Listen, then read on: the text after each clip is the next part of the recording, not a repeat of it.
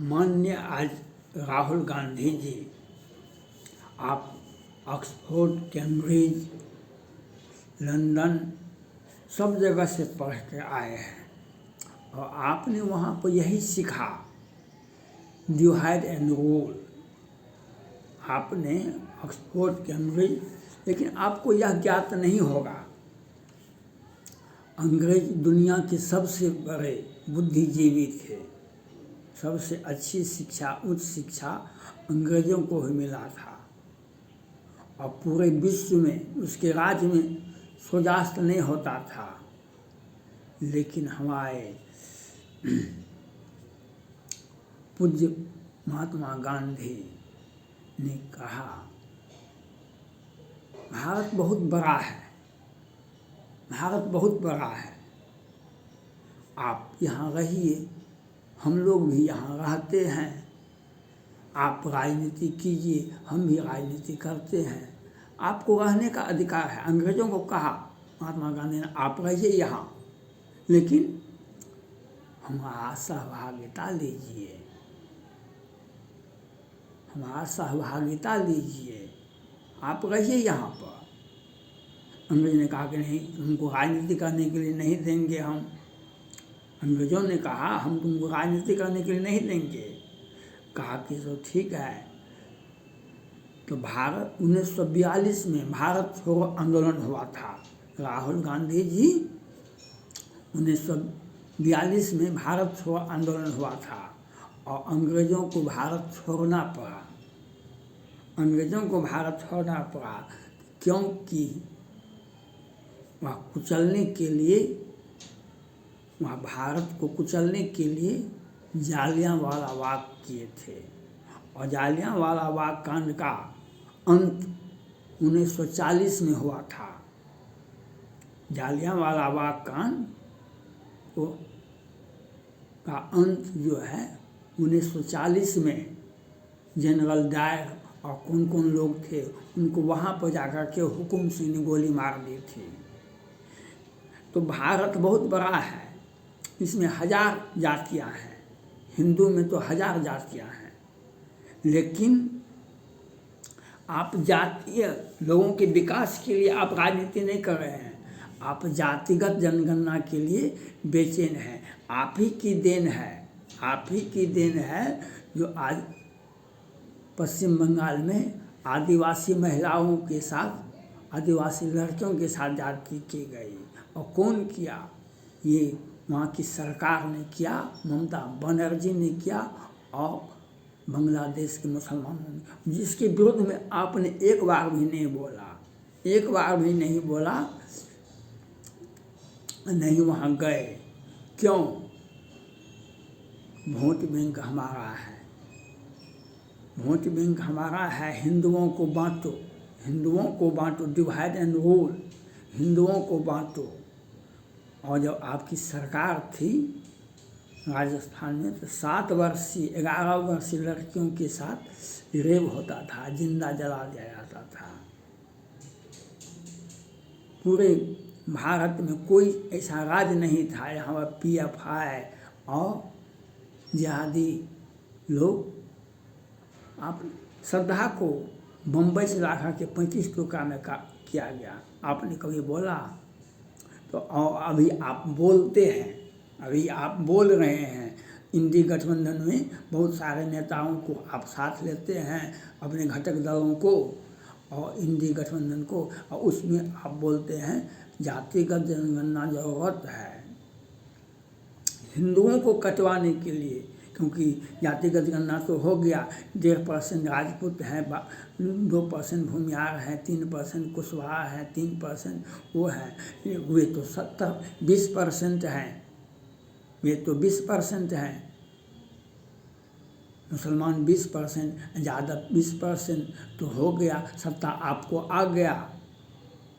आपको ये सोचना होगा राहुल गांधी जी, आपको सोचना पड़ेगा। 80% हम हैं, 20% में आप नहीं हैं, 20% भी आपका नहीं है। और जो आप जो डिवाइड एंड रूल के लेके चलते हैं तो अंग्रेज का तो घर उजड़ गया। अंग्रेज़ों का तो भारत तो छोड़ ही दिया, दुनिया में भी अब वह संकुचित हो गया। दुनिया में भी आज ब्रिटेन बहुत बड़ा देश नहीं है, वह अमेरिका के पीछे लगा हुआ है, इसीलिए आज तक जिंदा है, नहीं तो वह मिट जाता। तो यह सोच जो आपका है डिवाइड एंड रूल, तो जातिगत जनगणना के लिए आप बेचैन हैं। आप क्यों नहीं राजस्थान में, महाराष्ट्र में, झारखंड में और दिल्ली में तो शाहीन बाग ही बना, दंगा ही हुआ, लेकिन आपने एक बार भी बोला, क्योंकि वे लोग अपराध करते हैं जो आपके वोट बैंक होते हैं, जो वो लोग अपराध करते हैं, सर्तन से जुड़ा करते हैं, लड़कियों के साथ रेप करते हैं और छोटो मोटो घटनाएं हो जाती है, आप एक बार भी नहीं बोले। और आप जातिगत जनगणना के लिए बेचैन हैं, किस प्रकार से हिंदुओं को बांटो और किस प्रकार से हमें राज मिल जाए। यह बात आपका सोच सही है। आपने ऑक्सफोर्ड कैम्ब्रिज से नहीं पढ़ के आए हैं और वहाँ का पढ़े तो एक ही शब्द पढ़े, किस प्रकार से डिवाइड एंड रूल किया जाए। डिवाइड एंड रूल अंग्रेज का फलप हो गया। इसके राज्य में स्वराज नहीं होता था, वह आज एक संकुचित, एक साधारण राष्ट्र रह गया है। और आपका राजनीति भी उसी प्रकार से फलप हो जाएगा जिस प्रकार से नेहरू जी, इंदिरा गांधी, राजीव गांधी का राजनीति चलता रहा, लेकिन आप सोनिया गांधी जी का राजनीति चलता रहा, लेकिन आप जब से युवराज बने, कांग्रेस पार्टी के नेता बने, तब से राजनीति को मिटा दिए। कांग्रेस पार्टी की राजनीति मिट गई। सोनिया गांधी 4 से 9 तक 13 तक तो वे सरकार चलवाए, तो कहाँ जातिगत जनगणना के लिए बेचैन हुआ? कहाँ दिल्ली में शीला दीक्षित जी कहाँ सर्तन से जुड़ा हुआ? कहाँ शाहीन बाग बना? लेकिन वहाँ तो चला के देखा दी श्रीमती सोनिया गांधी ने, लेकिन आप जब आए हैं तो आप क्षुद्र नदी थोड़े जल डोबाए। ये छोटी छोटी पार्टियाँ क्षेत्रीय राजनीति को साथ लेकर के, ये क्षेत्रीय राजनीति, ये आपका राजनीति को चौपट करने में लगे हुए हैं। कहाँ जाएंगे ये लोग? ये लोग कहाँ जाएंगे? आपके पीछे जाना पड़ेगा, आपके पीछे जाना पड़ेगा। कई एक पार्टी ने कहा ना आपको, आप नेतृत्व छोड़ दीजिए, कांग्रेस पार्टी का नेतृत्व जदयू को दे दीजिए, प्रधानमंत्री हम बनते हैं और हमको प्रधानमंत्री बनाइए तो हम देश में। और ये लोग अपने अपने गए, मणिपुर गए, झारखंड गए, उत्तर प्रदेश गए, पश्चिम बंगाल गए, तो कहीं भी 2 विधायक नहीं मिला। कहीं भी जब उनके विधायक पत्नी जो उम्मीदवार खड़ा था उनको 10, 20, 50 वोट मिला। लेकिन आपको ये समझा रहे थे, जो आप नेतृत्व हमको दे दीजिए कांग्रेस पार्टी का, और आप नेतृत्व देने में लगे हुए हैं। और उनकी भाषा का, तो उनका भाषा का उनको लाभ मिल जाएगा, आपका पार्टी नेस्तनाबूत हो जाएगा, आपका पार्टी नेस्तनाबूत हो जाएगा।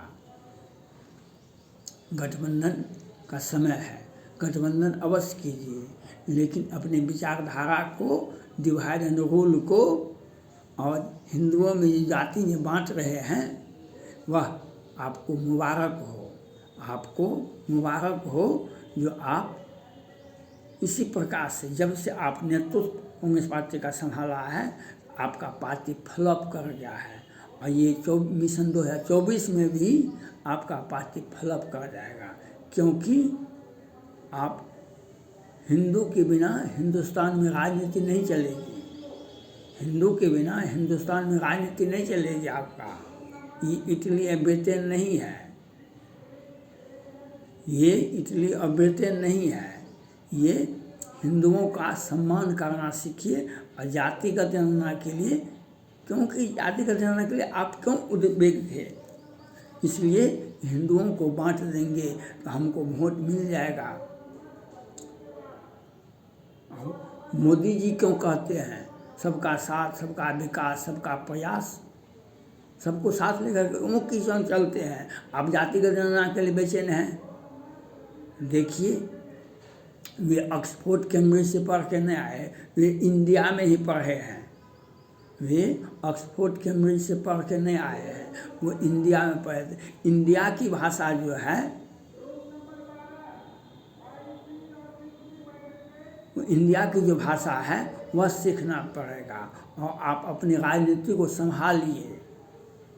अब सोनिया गांधी जी का राजनीति से किनारा है, आप कम्युनिस्ट पार्टी के सर्वे सर्वा हैं और आपको एक झुनझुना, हमारे लोग देहात में कहा जाता है, जो घर में तीसरा पर चौथा पास होता है वह दिल्ली से थक के चला आता है। हम घर का जो तीसरा चौथा पास होता है वह दिल्ली से थक के चला आता है, तो वही हस आपका कर रहा है ये लोग। और आपको जातिगत हिंसा के लिए ये कहाँ थे? सनातन धर्म का विरोध क्यों किए थे? आप क्यों नहीं वहाँ गए थे? तो रामायण की व्याख्या क्यों किए थे? इसलिए कोई हिंदुओं का बिना तो कोई काम होगा नहीं, इसलिए हिंदुओं में आग लगाओ, रामायण को जलाओ और आप मौन धारण करते थे। PF को समर्थन करते हैं, जिहादी गैंग को समर्थन करते हैं और हिंदुओं में जातिगत जनगणना के लिए बेचैनी दिखा रहे हैं। राहुल गांधी जी, आपको मुबारक हो और अपना नेतृत्व को आप खुद संभालें। जब इतने दिनों तक, कल तक सोनिया गांधी 4 से 13 तक वे सत्ता को संभाले रहे, कहीं भी प्रशासन का कहीं भी बदबू नहीं आया। लेकिन आप जब से आप नेतृत्व संभाला तो कांग्रेस पार्टी का खटिया खड़ा हो गया और आपको एक ही चीज़ मिला, जो सरतन से जुदा करने वालों के विरुद्ध में नहीं बोलना है। दिल्ली में शाहीन बाग बन जाए, दिल्ली को जला दे केजरीवाल, 2 बार दंगा हो जाए और जितना पैसा लूट के लाना है ले आवे और एक ही बात कहना है कि जातिगत जनगणना करवाओ, जातिगत जनगणना करवाओ। इतने दिनों तक तो देश में जनगणना सुनते थे, इतने दिनों तक देश में जनगणना सुनते थे, हर 10 वर्ष पर जनगणना होता था। कोरोना के कारण नहीं हुआ, वह होना चाहिए। लेकिन आप जातिगत जनगणना के लिए बेचैन हैं तो याद रखिए, जातिगत जनगणना हिंदू है, आदिवासी भी हिंदू हैं, जैन भी हिंदू है। अब आपका खटिया खड़ा हो जाएगा और आप जातिगत जनगणना का झुंझुना लेते लेते आप 55 क्या 85 तक में भी आपकी सत्ता नहीं लौटेगी और आप इन छोटे जो देश विरोधी ताकत है उनका साथ आप दे रहे हैं। देश विरोधी ताकत जो जिहादी, जो रात में हत्या करते फिरते थे और दिन में राजनीति करने का एक कुर्ता पैजामा पहन लेते हैं, ऐसे तत्वों के साथ आप हैं, ऐसे तत्वों के साथ आप हैं। यह आपको सोचना पड़ेगा। जातिगत जनगणना ब्रिटेन में करवा के आइए ना। थैंक्स।